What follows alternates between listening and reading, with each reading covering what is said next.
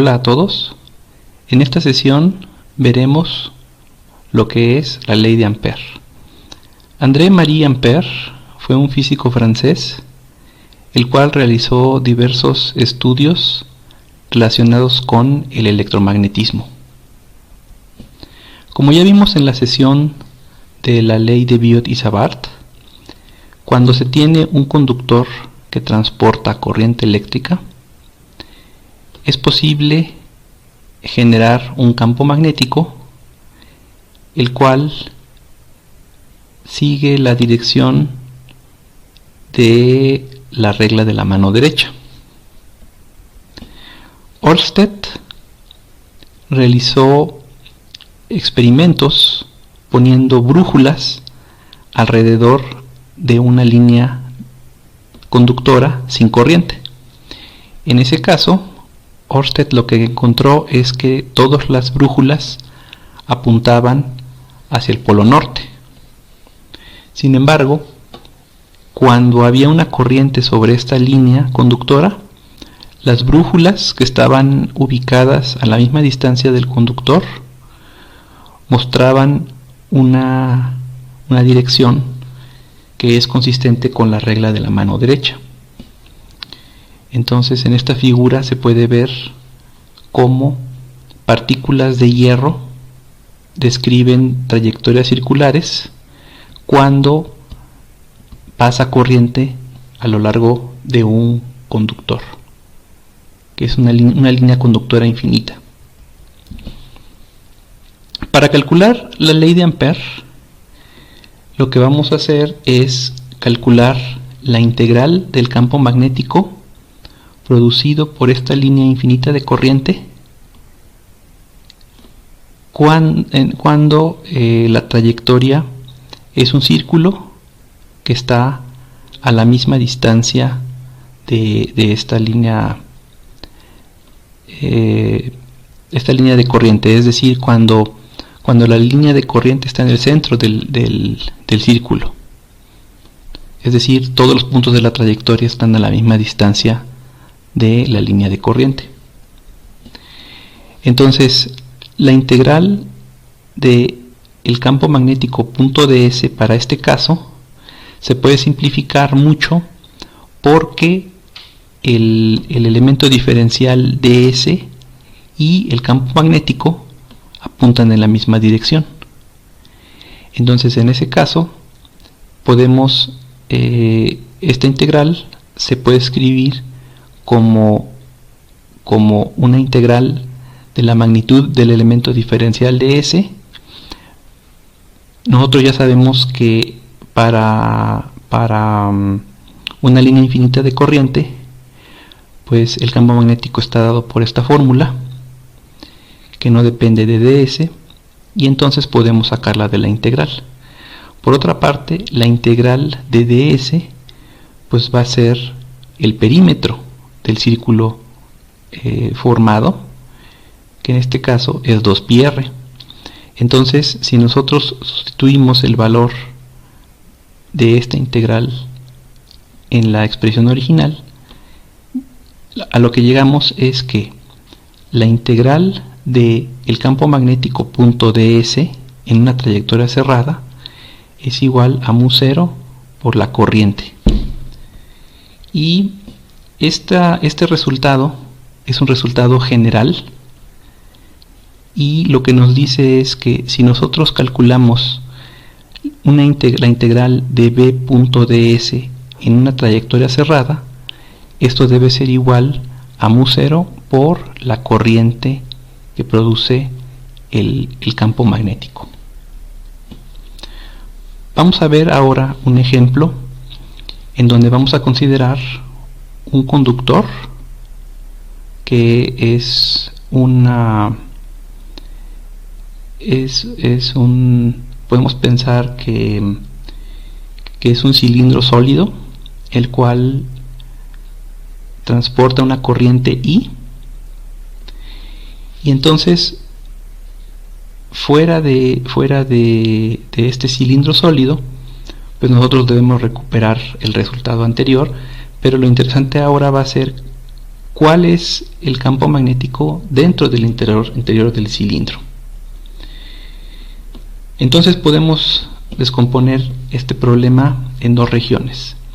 La primera región va a ser la región donde el campo magnético está fuera del cilindro, es decir, si el cilindro tiene un radio R mayúscula, entonces podemos calcular el campo magnético para distancias que sean mayores o iguales a R mayúscula. Entonces, aquí podemos hacer uso de la ley de Ampère. Comenzamos con la definición de la ley de Ampère, que nos dice que la integral de B punto ds tiene que ser igual a la corriente dentro de esa trayectoria. Entonces, si nosotros ya hicimos este cálculo y entonces encontramos esta igualdad para la integral de ds, y eso nos permite escribir al campo magnético como mu0 por I entre 2πr. Entonces este resultado ya lo conocíamos. Ahora el resultado interesante es qué pasa cuando la distancia es menor que el radio del cilindro, R mayúscula. En este caso, nuevamente podemos utilizar la ley de Ampère, que nos dice que la integral de B punto ds tiene que ser igual a la corriente que se transporta dentro de esa trayectoria. Vamos a llamar a esta corriente I'. Entonces I' es la corriente que se transporta en un cilindro de radio R minúscula, y esta corriente I' tiene que satisfacer dos condiciones. La primera condición es que cuando R minúscula es igual a R mayúscula, entonces I' tiene que ser igual a I. Y la segunda condición es que cuando R minúscula es igual a 0, entonces I' es igual a 0.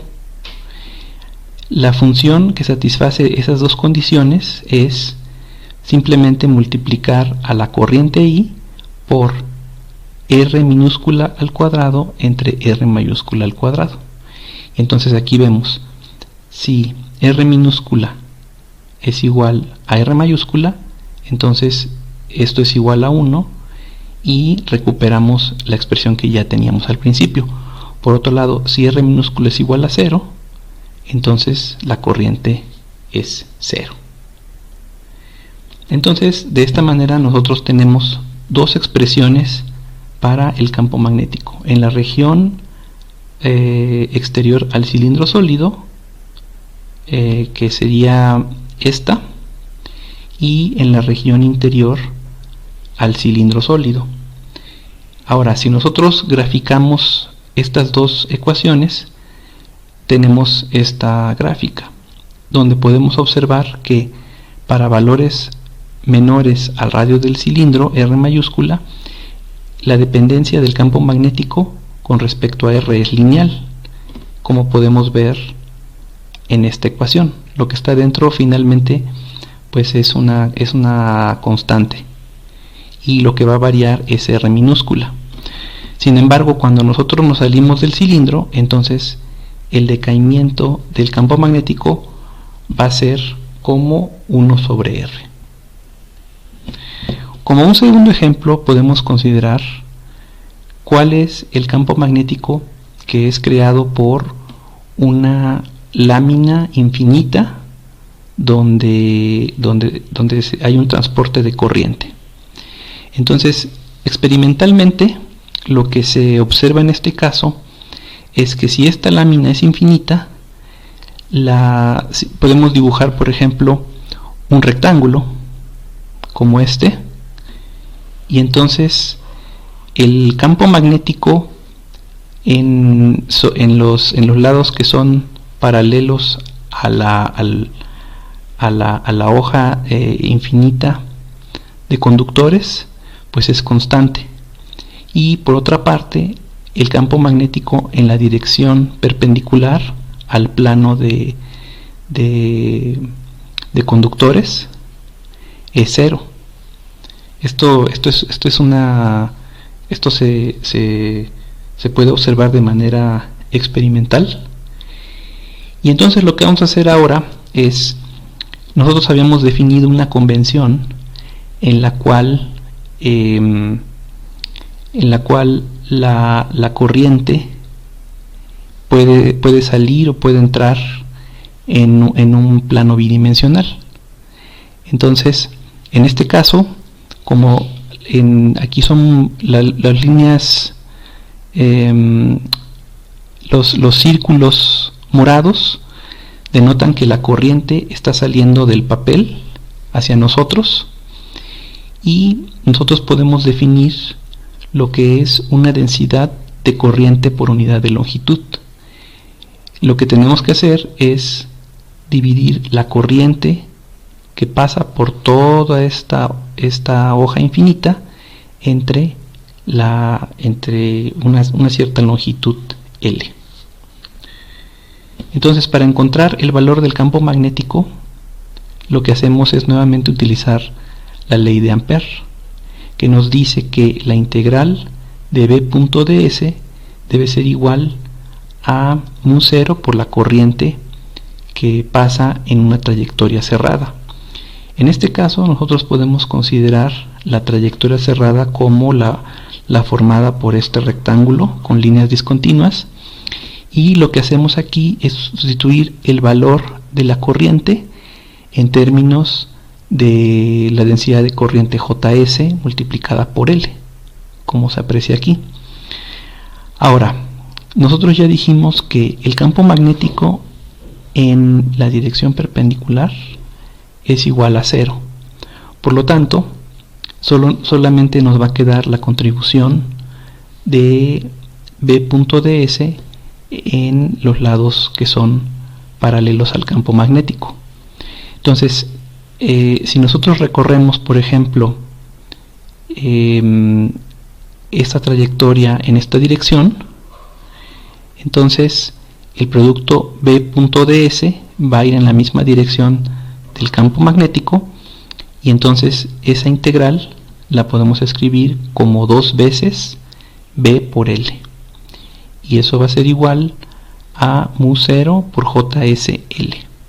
Si nosotros despejamos de aquí la magnitud de B, entonces nosotros vamos a encontrar que el campo magnético producido por una hoja infinita de corriente pues es igual a μ0 por la densidad de corriente por unidad de longitud sobre 2. Otro ejemplo de la aplicación de lo que hemos visto lo podemos encontrar mediante el cálculo de la fuerza magnética que siente un segmento de corriente. Consideremos un conductor por el cual pasa una corriente I1, y este conductor pues es una línea infinita de corriente sobre el eje de las Y por un lado. Este conductor va a generar un campo magnético, el cual se muestra por las cruces y por los puntos.